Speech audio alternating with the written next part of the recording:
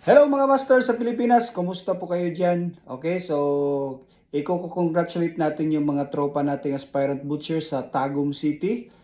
They are successfully passed the trade test under the Kilcoy Foods Company.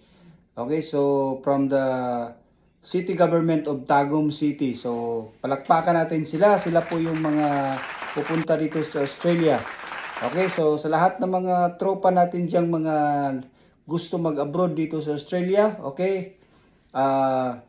Magtiyaga lang po kayong mag-apply. So, gagawin nyo lang po, pagandahin nyo yung video nyo kasi yan po ang dahilan para po makapasok kayo sa interview. So, ma-line up kayo sa interview. So, sa lahat ng mga tropa dyan natin sa Pilipinas, congratulations po sa 22 po na nakapasa sa trade test under Kilcoy.